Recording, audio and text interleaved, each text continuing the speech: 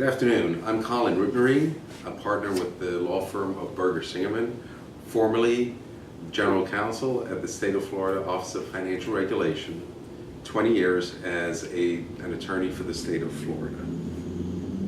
I'm here today to talk to you all about medical marijuana.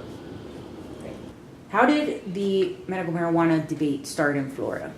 Well, back in November of 2016, the state of Florida, by a margin of about 71%, voted to have a constitutional amendment wherein medical marijuana could be prescribed for certain medical conditions.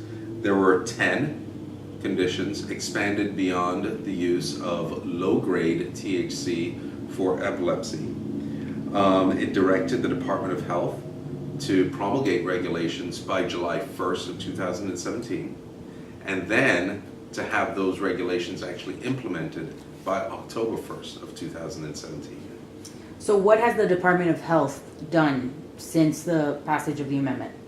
The Department of Health issued proposed rules, which are those regulations, and those proposed rules were criticized for being too stringent in that it restricted access, and at the same time too vague because it didn't really expand on Amendment 2. It appeared that the Department of Health was waiting on guidance from the legislature when it came into session to actually, I would say, beef up those regulations. With the session having just ended, where did we net out on the legislation? Well, we netted a 0 because the House and the Senate could not agree on a unified bill to present to the governor for signature. There were certain commonalities. For example, neither bill would permit smoking of marijuana for medicinal purposes, but there were differences. And of course, that's where the sticking points were. And one of the major differences was actually in the number of dispensaries. Initially, the House wanted unlimited dispensaries per licensee. The Senate moved to 5 dispensaries per licensee. The House eventually came back with 100. They could not agree on that number.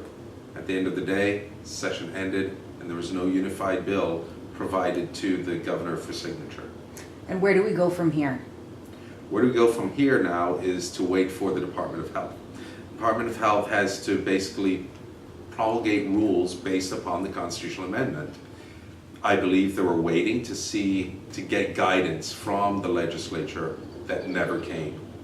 So they're left with a constitutional amendment that tells them to provide regulations that in and of itself is vague. So the only thing we can think of is that the rules themselves are going to be vague also, because the legislature did not provide them the guidance and the framework they needed in the form of a statute.